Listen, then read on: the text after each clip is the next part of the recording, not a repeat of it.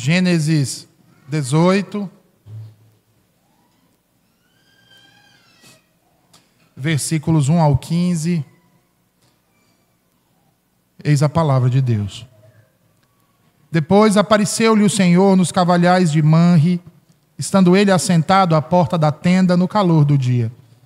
E levantou os seus olhos e olhou, e eis 3 homens em pé junto a ele.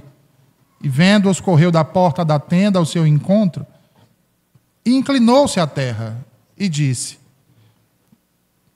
Meu Senhor, se agora tenho achado graça aos teus olhos, rogo-te que não passes de teu servo, que se traga já um pouco de água, e lavai os vossos pés, e recostai-vos debaixo desta árvore. E darei um bocado de pão para que esforceis o vosso coração, depois passareis adiante, porquanto por isso chegastes até vosso servo. E disseram: Assim faze como disseste.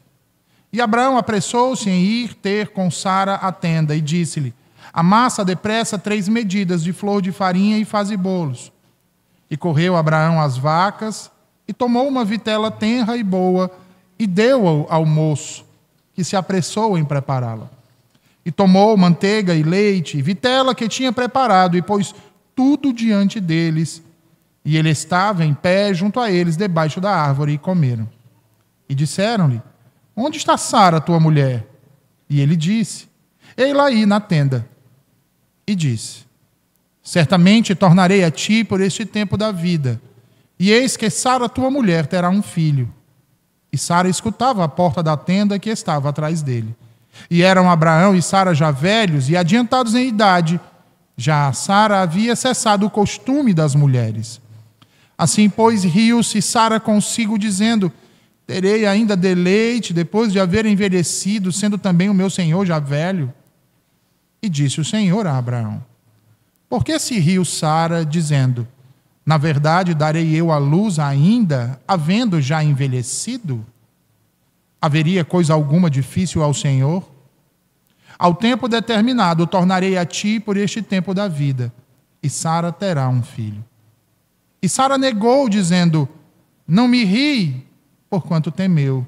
E ele disse: Não digas isso, porque te riste. Amém. Senhor, a tua palavra, Senhor, somente a tua palavra é o que ansiamos ouvir nessa manhã. A tua voz, Senhor, a tua voz somente é o que desejamos para o deleite de nossas almas. Cumprir a tua vontade, Senhor, a tua vontade somente, é o que esperamos fazer, Senhor, a partir daquilo que tu nos disser, e que o teu Santo Espírito nos edificar. Abençoa-nos, ó Deus, com a tua verdade, nos ilumina, e que façamos uso daquilo que tu tens nos ensinado, Senhor. Para a tua glória, assim te oramos. Amém. Percebam, meus irmãos, que o capítulo 17 se encerra falando acerca da circuncisão de Abraão, de Ismael e de todos os demais homens que viviam ali naquele acampamento. Então, logo depois de Abraão haver circuncidado a si mesmo, Ismael e todos os demais homens do acampamento, para que assim se cumprisse o que o Senhor havia dito ao próprio Abraão acerca da sua aliança, mais uma vez o Senhor então lhe aparece nos carvalhais de Manre. No entanto, dessa vez a visitação do Senhor ocorreria de um modo diferente de qualquer outra aparição que o Senhor já havia feito a Abraão e que já havia sido narrada aqui nas Sagradas Escrituras até então. uma aparição, irmãos, semelhante àquela na plenitude dos tempos, quando o Verbo se fez carne. Porque nela houve mais familiaridade e liberdade, que grandeza e majestade, mais do que em todas as outras que vimos até aqui.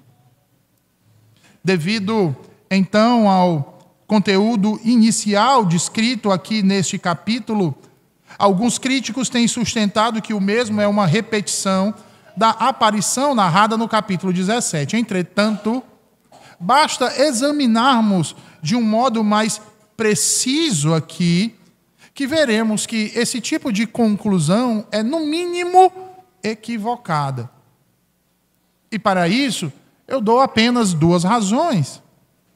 Em primeiro lugar, as palavras iniciais desse capítulo indicam, em termos gerais, uma nova e importante revelação. Ora, é evidente que Abraão não reconheceu, a princípio, quem eram aqueles 3 homens que se aproximavam de seu acampamento.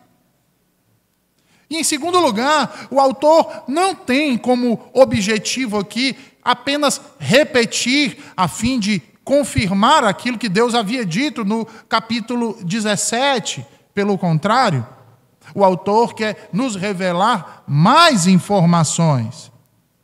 Logo, não se trata de uma repetição do mesmo evento anterior, mas de um novo e diferente evento. De todos os demais outros eventos que aconteceram e que foram narrados até aqui. Como nós podemos constatar, irmãos, na exposição dos mesmos que passamos a fazer a partir de agora. Volte então seus olhos aí para os primeiros 3 versículos do capítulo 18, que dizem: Depois apareceu-lhe o Senhor nos carvalhais de Manre, estando ele assentado à porta da tenda ao calor do dia. Percebam, irmãos, a importância desse evento que está sendo narrado aqui por Moisés. É um evento extremamente importante, nós podemos observar isso, principalmente por conta dos detalhes, ou melhor, a riqueza de detalhes que nos são dados aqui por Moisés. Observem aí que são muitos, irmãos. Primeiro, ele cita o fato de Abraão estar no seu acampamento em Manre, Hebron. Estava entre os carvalhos, ou também pode ser interpretado aqui, diante do carvalho. Era dia, irmãos, aproximadamente por volta do meio-dia, pois Moisés faz questão de dizer que fazia muito calor. Em terceiro lugar, Abraão estava sentado na porta da sua tenda, e Sara dentro dela, logo atrás dele. Quando então ele avista 3 homens se aproximando. Então, vejam a quantidade de detalhes que nos são narrados aqui. Diferentemente de todas as outras visões que teve este patriarca. Então, retornando ao texto, o mesmo diz que Abraão levantou seus olhos, no versículo 2, e olhou, e eis 3 homens em pé junto a ele. Meus irmãos, no Antigo Oriente, quando alguém pretendia fazer uma viagem, era costume se sair para o destino desejado logo ao nascer do sol. E ali então se caminhava durante toda a parte da manhã até que o sol estivesse a pino, mais ou menos por volta do meio-dia, onde então o viajante parava e procurava algum lugar para poder descansar, um lugar para poder se abrigar. Sendo assim, quando Abraão avista aqueles 3 homens, imediatamente ele pensa que aqueles 3 eram viajantes em busca de um local para descanso. No entanto, o texto nos diz que Abraão, quando os avista, ele corre até eles. Diz aí o texto: correu da porta da tenda ao encontro deles.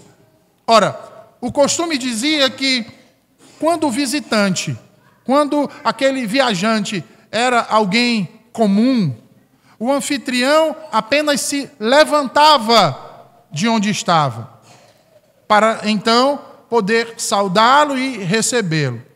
Mas se visse que era alguém de posição superior, o costume era que o anfitrião fosse ao encontro daquele viajante, ao encontro daquele visitante estranho. E ao chegar lá, lhe prestasse uma reverência, convidando-o e conduzindo-o até a sua tenda com um braço em volta da sua cintura ou do seu ombro, para mostrar, ou melhor, assegurar aquela visita que ele era bem-vindo. Logo, o que o texto está nos dizendo, irmãos? Que Abraão percebe que aqueles 3 homens lhe eram superiores. E é exatamente por enxergá-los assim que ele então vai ao encontro deles para lhes dar as boas-vindas e acolhê-los na sua tenda com toda a hospitalidade que estava ao seu alcance, ou da maneira que lhe era possível. E, meus irmãos, a hospitalidade nunca foi apenas uma questão de costume praticado pelos povos antigos, limitado, portanto, ao tempo e à cultura local.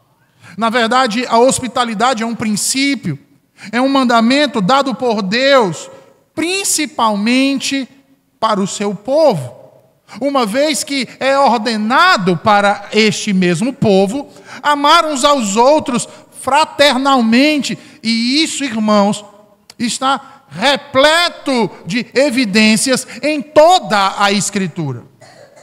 Logo, por reiteradas vezes, as Escrituras nos admoestam quanto a essa prática. E aqui, irmãos, eu não preciso nem me deter no Antigo Testamento. O Novo Testamento nos mostra isso de um modo muito claro. Ora, em sua 3ª carta, João enfatiza a importância de acolher bem os ministros fiéis da palavra de Deus, ao passo que, se nós lembrarmos também, em sua 2ª carta, ele manda que expulsemos os falsos mestres. Pedro ordena aos cristãos, em sua 1ª carta, a exercer a hospitalidade em amor, no capítulo 4, versículos 1 ao 11. Já o apóstolo Paulo foi, dentre os apóstolos, aquele que mais falou acerca da hospitalidade. Em várias das suas epístolas, nós o encontramos admoestando, exortando os cristãos a demonstrarem amor uns aos outros através da hospitalidade. Hospitalidade. Foi assim quando ele escreveu aos Romanos, no capítulo 12, versículo 13, quando ele escreve a Timóteo, em 1 Timóteo 3,2, a Tito, no capítulo 1 e versículo 8. Ora, e o que dizer da epístola a Filemon?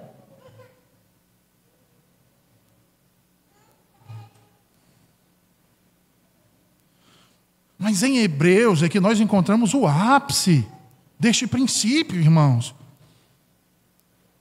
Quando o apóstolo confirma a necessidade de sermos hospitaleiros, como este homem que estamos falando nessa manhã foi. Hospitaleiros como Abraão.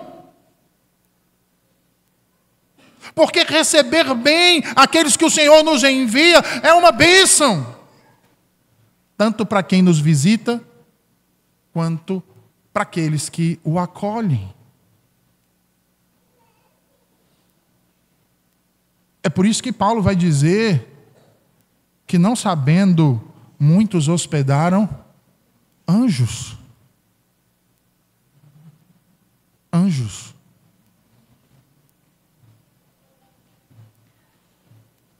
Irmãos, a hospitalidade é certamente uma marcante característica todo aquele que recebeu o Espírito de adoção. E por quê, irmãos? Ora, porque enaltece a graça e o amor de Cristo. Nós mostramos o nosso amor, nós mostramos a nossa gratidão ao Senhor, não é aqui só no domingo, no dia do Senhor, irmãos. Não é só enquanto o louvamos, não é só enquanto oramos, não é só enquanto prestamos atenção à sua palavra, é quando a praticamos. É quando a vivenciamos.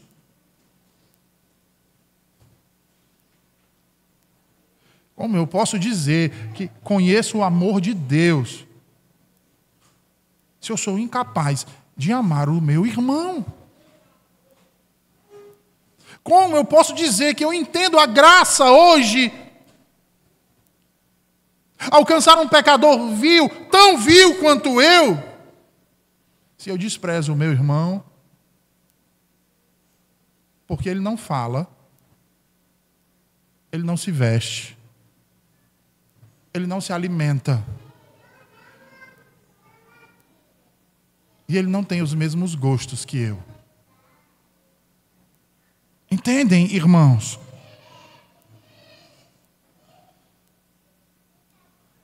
Veja, um espírito quebrantado pela cruz, transformado pelo Espírito Santo de Deus, cujas ações são feitas visando a glória do Deus Todo-Poderoso, ele é hospitaleiro. É papel nosso, irmãos, recebermos bem aqueles que nos visitam. Acolhermos as pessoas que vêm até nós, demonstrando genuinamente o amor em Cristo. E que jamais haja qualquer tipo de parcialidade ou partidarismo nisso, irmãos. Mas que através de um julgamento prudente e imparcial, não vendo causa para suspeitar do mal, nos lembremos do que nos ensina a piedade. E tratemos bem, irmãos, muito bem e adequadamente uns aos outros, principalmente aqueles que nos visitam. A melhor coisa que tem, e irmãos, eu visito muitas igrejas como pastor. Já visitei inúmeras. E certamente muitos irmãos aqui já devem ter ido a outras igrejas, quer por motivo de viagem, quer porque antes era de uma outra denominação. É bastante comum nós vemos muitas vezes chegarem famílias aqui dizendo: pastor, nós estávamos visitando outras igrejas na cidade e decidimos vir aqui.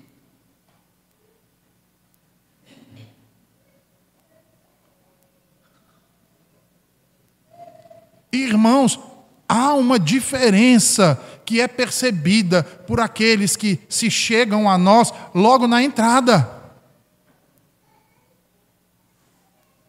Não é pela beleza do ambiente,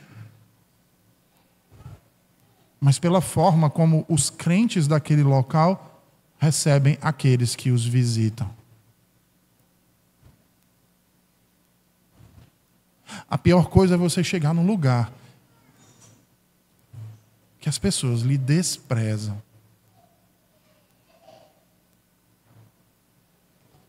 Desprezam, irmãos.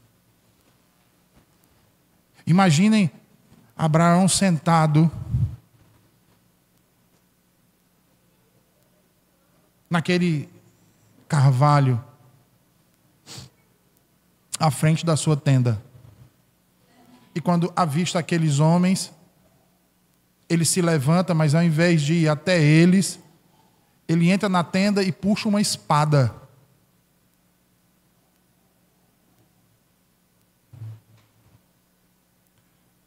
Imagine ele fazendo isso com esses 3 homens. Quem ele estaria desmerecendo, destratando, desprezando? Aí você pensa assim: ah, mas era Deus. Mas ele não sabia a princípio que era o Senhor. Ah, pastor, mas se nós fizermos isso com todo mundo que nos visita nos nossos dias, vejam, irmãos, todos nós aqui, ninguém tem dúvidas disso, que nós somos um só em Cristo Jesus. Então, quando um irmão em Cristo adentra na nossa casa ou na nossa igreja, e nós tratamos ele como Abraão tratou esses 3 homens, nós estamos tratando o próprio Deus.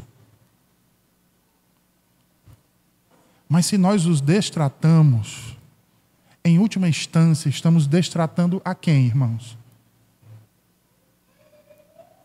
Ao próprio Senhor, dos quais somos corpo. Aprendamos, portanto, com Abraão, como acolher adequadamente um viajante, alguém que Deus mandou até nós para que testemunhássemos do seu amor e da sua verdade, principalmente alguém que Deus enviou para nós como ministro da sua palavra.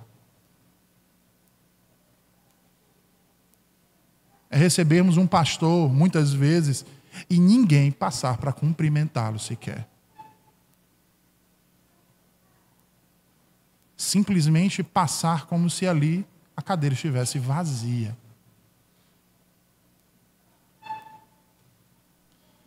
Então, aprendamos com Abraão, veja como Abraão recebeu esses estranhos e quão gentilmente foi a sua acolhida, aceita por aqueles homens. Porque certamente, irmãos, o Espírito Santo prestou atenção especial à acolhida afetuosa e livre que Abraão ofereceu àqueles 3 homens que chegaram em seu acampamento.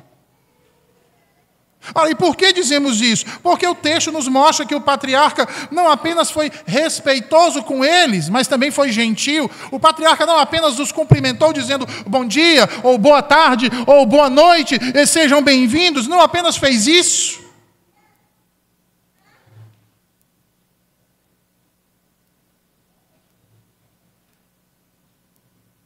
Ele não apenas foi respeitoso, ele foi gentil. Ele foi até eles, ele pediu para que viessem e se assentassem, ele providenciou um lugar, ele se preocupou com tudo, irmãos.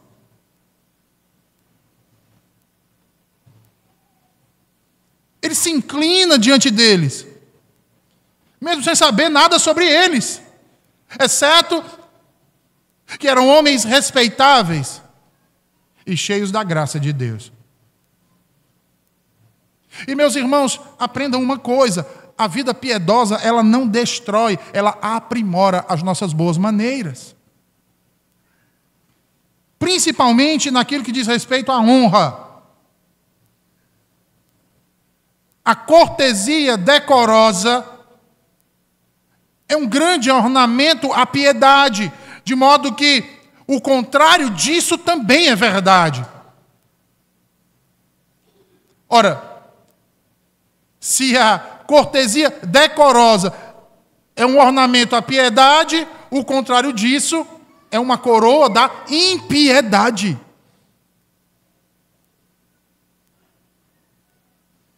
Abraão foi fervoroso para com os seus visitantes, insistindo de modo humilde em acolhê-los, encarando a estadia deles em seu acampamento como uma bênção, como um grande favor.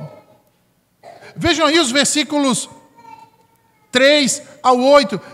Ele diz: meu Senhor, se agora tenho achado graça aos teus olhos, rogo-te que não passes de teu servo. Veja, ele diz: Senhor, vocês, por favor, não passem direto de meu acampamento, mas entrem.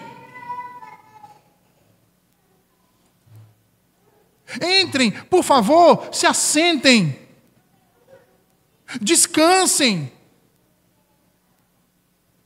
Imediatamente ele dá ordem, diz que se traga um pouco de água. E diz àqueles homens: vejam, lavem seus pés. Recostai-vos aí debaixo dessa árvore. Corre para sua esposa e diz: traze um bocado de pão para que esforceis o coração. Comam. Descansem. Relaxem para que possam continuar então a sua viagem. Por isso ele corre à sua esposa. Ele diz: amassa depressa 3 medidas de flor de farinha e faz bolo. Imediatamente ele corre até as vacas, ele toma uma vitela tenra e dá ao seu servo e diz: bora, prepara. Ele pega manteiga e leite, porque não era apenas servir qualquer coisa, tinha que ser uma grande refeição, uma saborosa refeição, o melhor que ele tinha ao seu poder.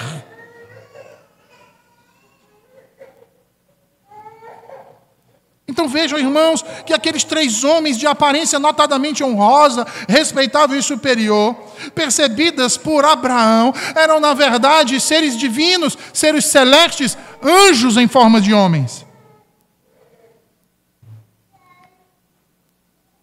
E Abraão percebe isso quando está diante deles. Percebe inclusive que um deles era o Senhor. A palavra que é utilizada aqui no hebraico, quando ele se refere, é Adonai. E por isso ele se prostra reverentemente diante deles.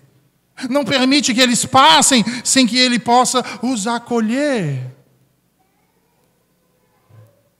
E notem, irmãos, como a nobilíssima visita daqueles homens faz com que Abraão haja com presteza para poder acomodar os visitantes celestiais da melhor maneira possível e o mais rápido possível. Aí ele ordena que tragam com urgência água para lavar os pés daqueles visitantes e imediatamente os acomoda debaixo de uma árvore para sair daquele calor escaldante, daquele sol. Para que depois de recompostos e alimentados, eles prossigam a sua jornada. E se você leu já o capítulo 18, se preparando para o sermão hoje, você certamente vai ver que o destino deles era Sodoma e Gomorra. E se você parar para pensar, aqui nós temos, com exata precisão, a demonstração da bênção e do juízo,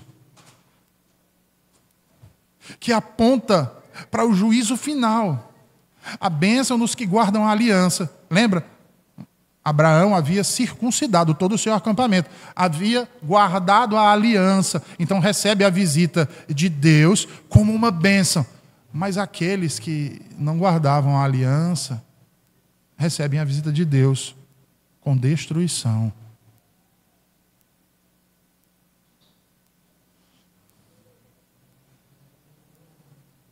E vejam, irmãos, como o Senhor nos ensina hoje aqui, neste exemplo positivo de Abraão. É conveniente, irmãos, que aqueles a quem Deus abençoou com prosperidade financeira, que estes acolham com liberalidade, considerando a sua capacidade, lógico, não como por obrigação, mas cordialmente, recebendo bem a todos, principalmente aqueles que lhes são superiores. Porque, como dissemos ainda há pouco, irmãos, a Bíblia nos ensina a sentir prazer em demonstrar gentileza ao nosso próximo. Principalmente quando esse próximo é desconhecido nosso. E aí vejam aí a diferença. Quando aqueles 3 homens aceitam o convite hospitaleiro de Abraão, ele age como um cheque beduíno de nossos dias atuais. Instrui Sara a pegar 3 medidas de farinha fina, assar bolos o mais rápido possível, aqueles bolos redondos com fermentos que eram assados sobre uma pedra quente. Manda matar um bezerro, vai buscar leite e manteiga, preparar uma refeição farta e muito saborosa. Mas, pastor, anjos se alimentando? A ingestão de alimentos materiais por parte desses seres celestiais, irmãos, não era apenas algo aparente. Eles não fizeram de conta que iam comer ou que estavam comendo. Eles de fato comeram. Realmente eles comeram a comida que lhes foi trazida por Abraão. numa ação que pode ser atribuída à corporeidade assumida e, como tal, considerada como análoga à ingestão de alimentos por parte de Jesus Cristo, ressuscitado e glorificado, lá em Lucas 24, 41. Eles se alimentam não porque necessitavam do alimento para nutrir a sua humanidade, mas se alimentam para mostrar a sua humanidade. Assim, não apenas eles aceitam a hospitalidade de Abraão, permanecendo com ele, recostando-se debaixo do carvalho, como também se alegram com ele, partilhando da refeição, honrando e sendo honrado por eles. E aqui, irmãos, vejam, como dizia o apóstolo Paulo, Deus ama quem dá com alegria. Deus ama quem dá com alegria. E aqueles 3 homens, aqueles anjos, o Senhor sabia, porque Ele sonda os nossos corações, Ele sabia da alegria de Abraão em recebê-los. Não foi só pela gentileza, não foi só pelo sorriso, não foi só pelo prostrar-se, não foi só por correr até a direção deles. Tudo isso era algo de costume. Mas a maneira como ele fez tudo isso, a pressa em deixá-los confortáveis o mais rápido possível, a alegria que transbordava no seu coração.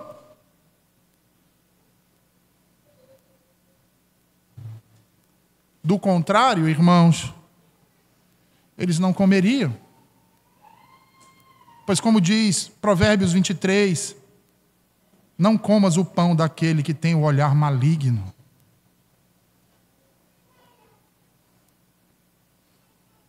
Nem cobice as suas iguarias gostosas. Porque como imaginou no seu coração, assim é ele. Come e bebe, te disse ele. Porém o seu coração não está contigo.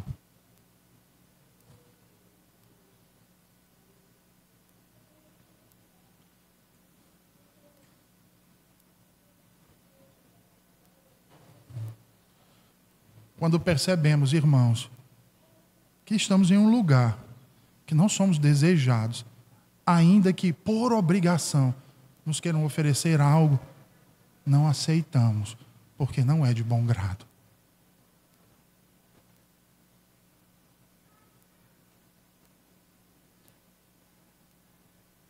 Não é uma bênção.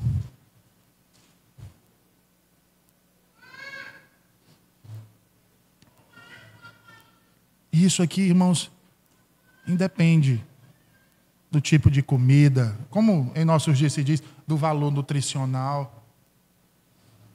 Às vezes é uma família simples, mas que faz questão de oferecer àquele que o visita tudo o que tem, de bom grado e com alegria.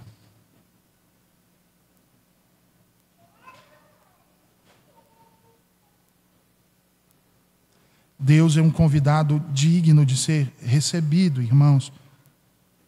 E assim como Ele também o é, o seu povo. O que nos leva a enxergar que aqueles que desejam ter comunhão com Deus devem não apenas orar por isso, mas desejá-la de um modo fervoroso em seu coração, para que a tenham. Sendo assim, percebam que, embora a acolhida de Abraão demonstrasse toda a sua liberalidade, ainda assim foi simples e humilde, se pensarmos em quem eram aqueles visitantes. Não havia nada de esplendor e elegância de nossos dias. Não que o esplendor e a elegância fossem pecados. Você é convidado por alguém, chega na casa e ele lhe convida para ir até a mesa, e você chega lá, tem aquela mesa bonita, posta, com os pratos, os talheres, os guardanapos, tudo muito bonito, decorado. Não tem problema nenhum. Mas tem irmãos que não têm isso. Tem pessoas que não têm nada disso. E isso não faz daquela visita, daquele acolhimento menor ou maior que o outro. Porque nós só podemos dar, irmãos, aquilo que nós temos. Nós não podemos dar aquilo que nós não temos. Entendem? Então tudo que Abraão tinha ao seu redor, tudo, irmãos, ele mandou servir para os seus convidados. Tudo. Do melhor que ele tinha.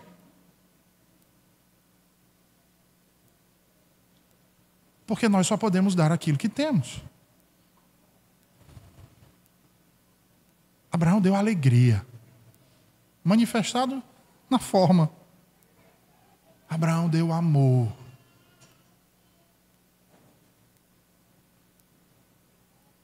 E nós, irmãos? Veja, se no nosso coração há ódio, rancor, amargura, soberba, o que é que nós vamos oferecer para o nosso próximo? Que seja diferente disso. No entanto, se o que nos transborda o peito é a fé, a esperança, o amor, temos então o que oferecer de melhor. Evidenciando aquilo que de melhor recebemos da parte de Deus. Aqui a fé de Abraão foi evidenciada em boas obras. Mas e as nossas, irmãos? Como tem sido evidenciada?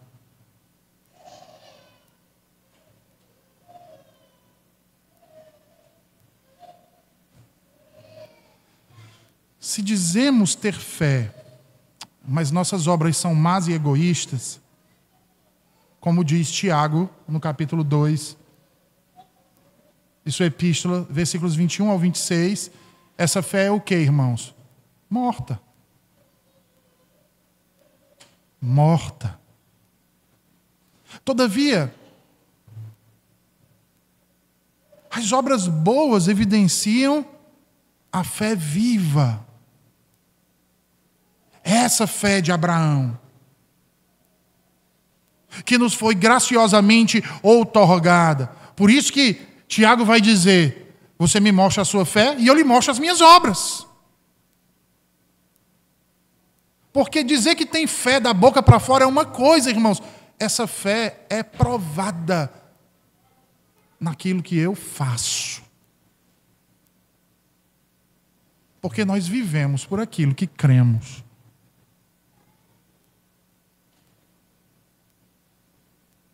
Se cremos neste Deus das Escrituras, vivemos de acordo com Ele. Manifestando amor, esperança, perdão, alegria, ainda que em tempos de dificuldades.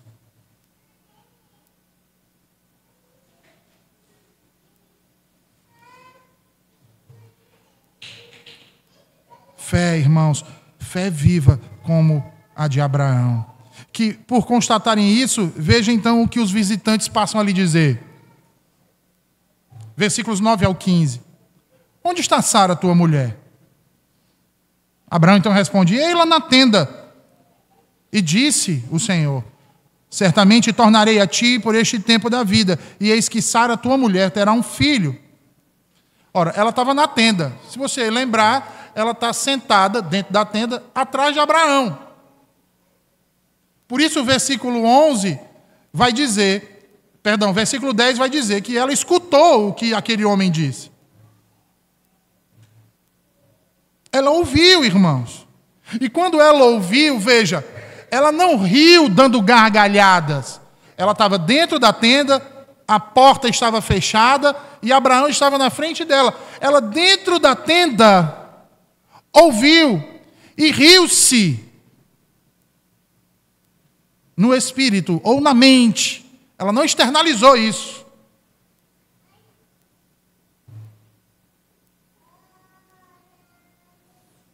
Então percebam, enquanto os visitantes comiam, um deles faz uma pergunta a Abraão, onde está Sara, tua mulher? Opa, peraí, como é que esses caras, que eu nunca vi na minha vida, sabem o nome da minha mulher?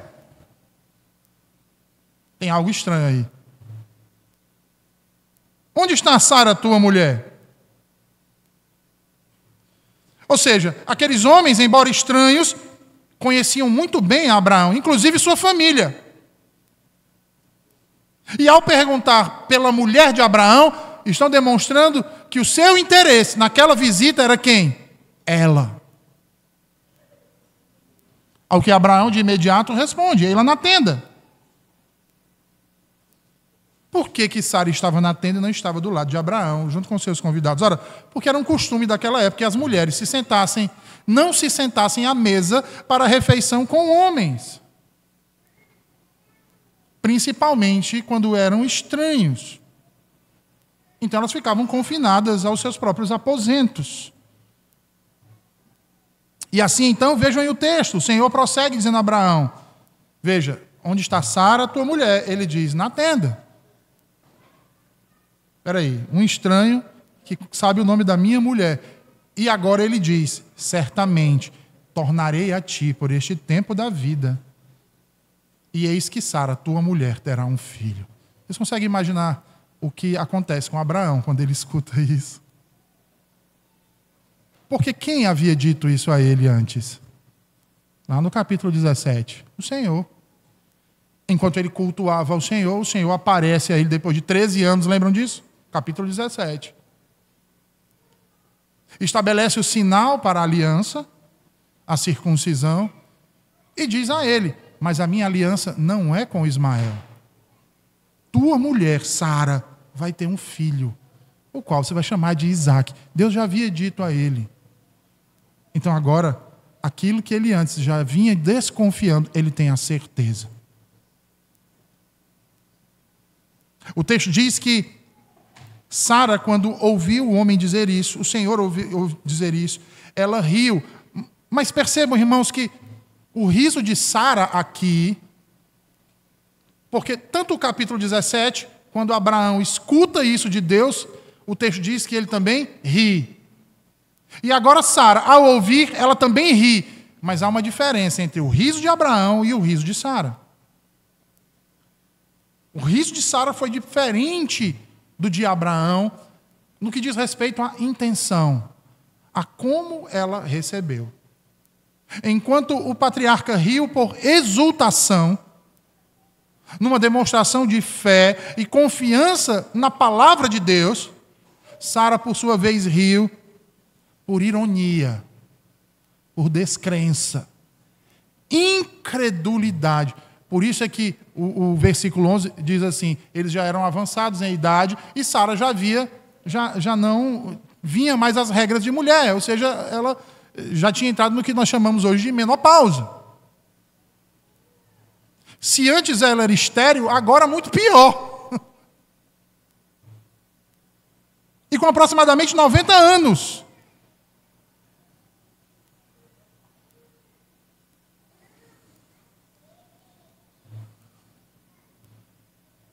Por isso, então, ela ri como ironia, ela ri como descrença, porque ela dizia no seu coração, veja, ela não falou, ela não verbalizou, ficou na sua mente, ela dizia assim, e aí você pode imaginar ela dizendo assim, só se for mesmo, eu terei ainda esse deleite, depois de velha.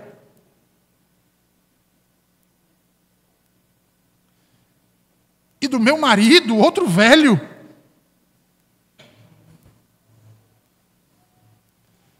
A atitude de Sara demonstra toda a sua incredulidade. A incredulidade que ainda existia em seu coração no tocante à promessa do descendente. É por causa da sua incredulidade que ela toma a sua serva egípcia Agar e a coloca como mulher de seu marido, uma segunda esposa a Abraão para que ela dê filho. É porque ela não crê que ela mesma vá ter filhos. O tempo se passou, ela envelheceu.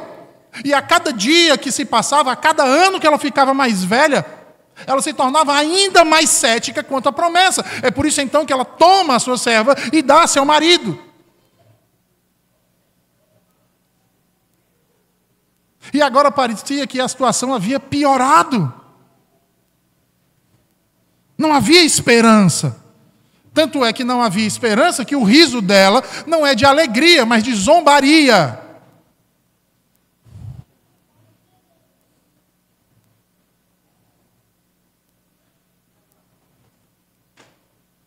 Um coração endurecido, irmãos.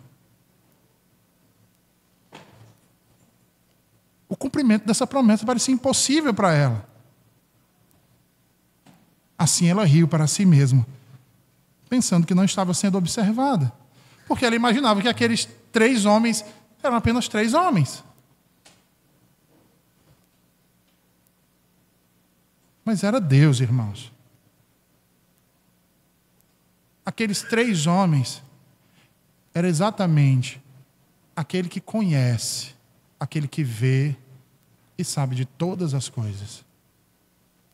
E ele a viu.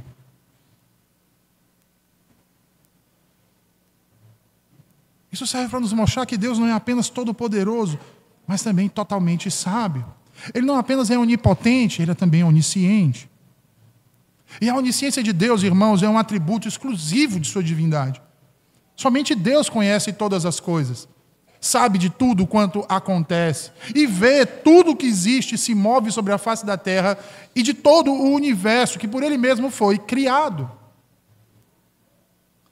Meus irmãos, Deus conhece todas as coisas e conhece de uma maneira imediata e intuitiva, sem a necessidade de observação ou inferência. E isso inclui não apenas os eventos que realmente acontecem, mas também aqueles possíveis, ou seja, as contingências. A Bíblia diz que Ele sonda os nossos corações. Ele conhece todos os nossos pensamentos antes mesmo que nós os venhamos a pensar. Como diz o salmista, Ele conhece o nosso sentar, o nosso deitar, o nosso levantar. Assim, Deus pôde ver Sara rindo ironicamente em seu coração, dentro da tenda por trás de Abraão, e a repreendeu. Vejam aí o que ele diz. Versículo 13. Ele diz assim: por que se riu Sara, dizendo, na verdade darei à luz, eu à luz ainda, havendo já envelhecido? Olha a repreensão de Deus. Haveria coisa alguma difícil ao Senhor?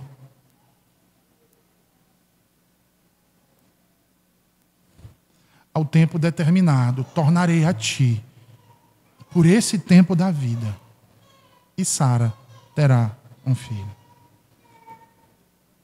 Porque Deus não é apenas onisciente, Ele é também onipotente. Nada lhe é impossível, irmãos. Tudo pode o Senhor fazer. Ele é o Deus que faz o cego enxergar, que faz os coxos andarem, que faz mortos ressuscitar, mulheres estéreis conceberem, porque nada lhe é impossível. E como isso deveria nos alegrar a alma, irmãos. Como isso deveria nos encher de esperança, de vigor, de força para perseverar em oração, em ação, em conhecimento, em obras. Mas para isso é preciso crer. E esse é o problema de Sara. E de muitos hoje em nossos dias, até mesmo muitos ditos cristãos. A prova viva está ao nosso derredor, irmãos. Quantos não têm descartado seus filhos, maridos, esposa, pais? Não orando mais por sua salvação, por seu arrependimento? Quantos, por conta da incredulidade, neste atributo de Deus, não tem deixado de testemunhar o Evangelho, agindo de uma forma quando está aqui no domingo e outra completamente o contrário quando sai daqui?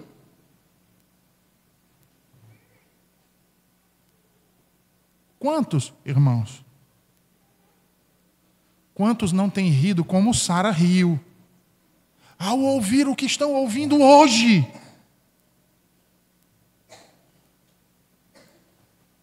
que esse Deus ressuscita mortos, que esse Deus faz cego enxergar, que esse Deus faz coxo andar, faz pecador se arrepender.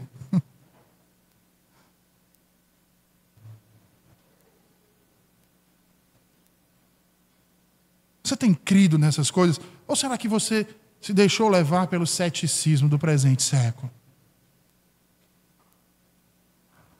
Ouça mais uma vez o que diz o Senhor. Veja aí no versículo 14. Haverá coisa alguma difícil ao Senhor? Há algo impossível para Deus, irmãos? Sara, ao ouvir isso, ela treme. Ela treme. Quando esse homem diz, acaso há algo impossível para Deus? Ela ouviu também e ela tremeu. Ela passou a ter medo. Sabe por quê? Porque agora ela sabia quem estava falando. A palavra levou ela adiante daquele Senhor, dos senhores, do Rei dos reis, do Deus eterno. E por isso ela treme agora. Ela sabe quem está falando. E olha a tentativa da pecadora. Não, eu não disse isso.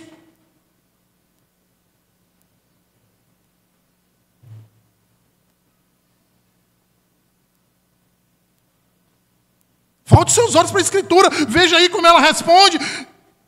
E como Deus responde a ela.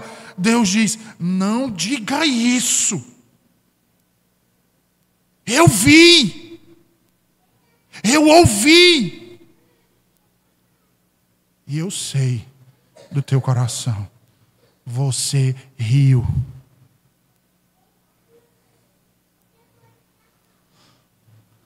Vejam, irmãos, Abraão também riu dessa promessa. Mas ele não foi repreendido por isso, porque o seu riso era um riso, um misto de exultação e espanto. Sara, ao contrário, era o resultado da dúvida, da incredulidade, do ceticismo, que precisava ser quebrado pela repreensão de Deus, precisava ser trazido à tona, confrontado, para ser então quebrado. A mentira de Sara, negando o que havia feito em seu coração, agrava ainda mais a ofensa a Deus, irmãos. É por isso que Deus imediatamente repreende, dizendo, não diga que não falou isso. Você falou, eu ouvi. Sara, eu te ouvi. Sara, eu te vi. Irmãos, não há como esconder algo de Deus. Por isso, o salmista, tomado de espanto diante dessa verdade, exclama ao Senhor no Salmo 139, dizendo, não havendo ainda palavra alguma na minha língua, eis que logo o Senhor tudo conhece. Tu me cercaste por detrás e por diante, puseste sobre mim a tua mão. Olha o que o salmista diz, tal conhecimento é para mim maravilhosíssimo, tão alto que não posso atingir. Ele percebe do que se trata, ele diz, para onde irei do teu espírito, para onde fugirei da tua face, porque se eu subir ao céu, tu lá estás, se fizer no inferno a minha cama, eis que tu ali estás também, se tomar as asas da alva, se habitar nas extremidades do mar, até ali a tua mão me guiará, e a tua destra me sustentará, se disser, de certo que as trevas me encobrirão, então a noite será luz à roda de mim, nem ainda as trevas me encobrem de ti. Mas a noite resplandece como o dia, as trevas e a luz são para ti a mesma coisa, pois possuíste as minhas entranhas, cobriste-me desde o ventre de minha mãe. Como se ausentar desse Deus, irmãos? Como lhe ocultar algo?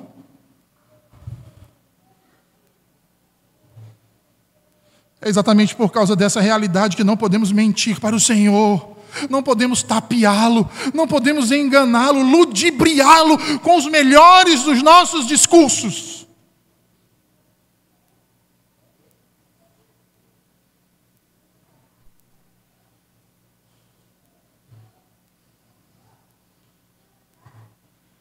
não podemos enganá-lo sem que haja consequências terríveis disso.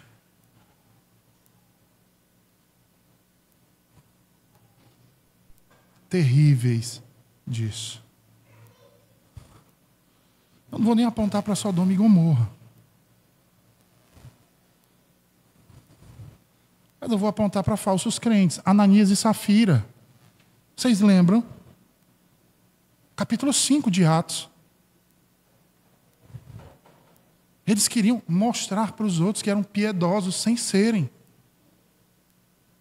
Aí vendem a terra, dizem que venderam por um preço, quando na verdade era outro, e dão a sua oferta ao Senhor mentindo.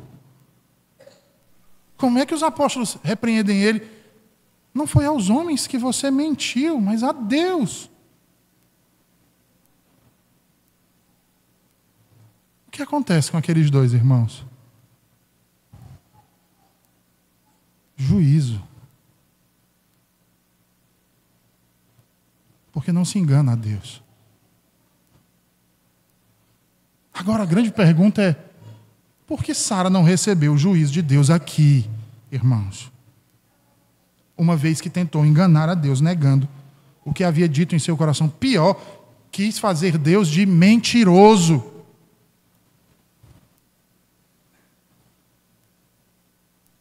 Porque Deus diz: por que você riu, Sara? Ela diz: não, eu não ri não. Você riu, eu vi.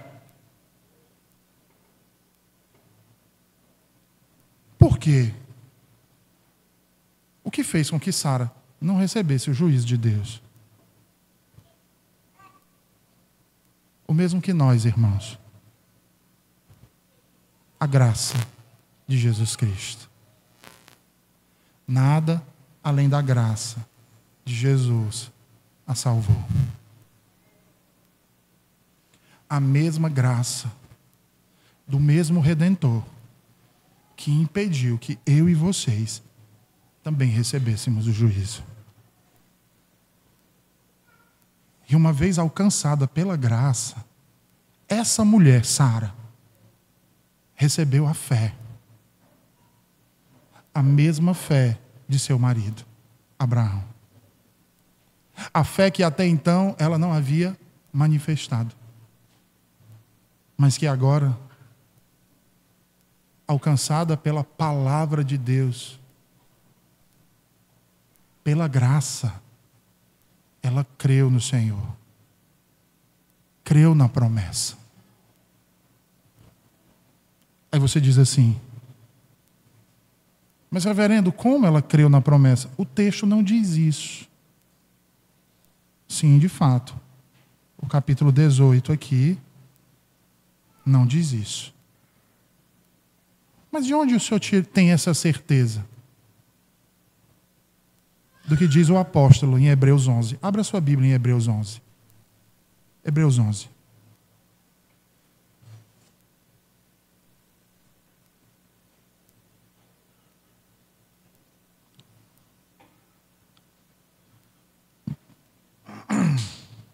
Hebreus 11, versículo 11.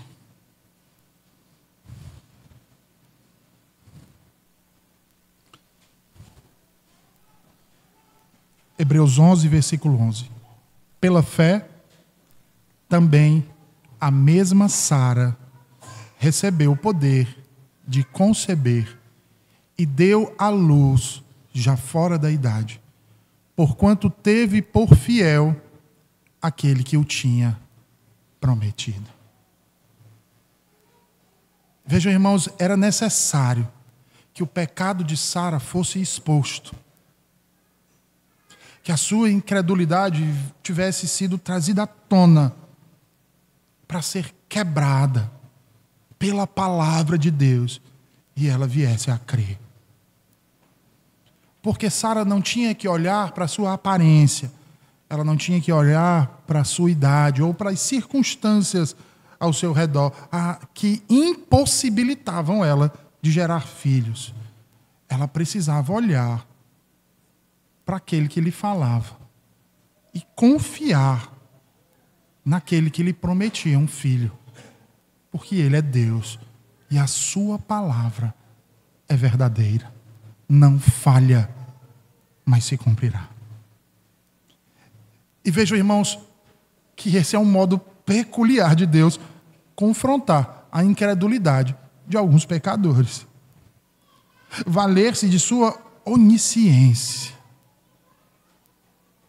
Para concluirmos, eu quero trazer um exemplo disso, também registrado nas páginas da Escritura.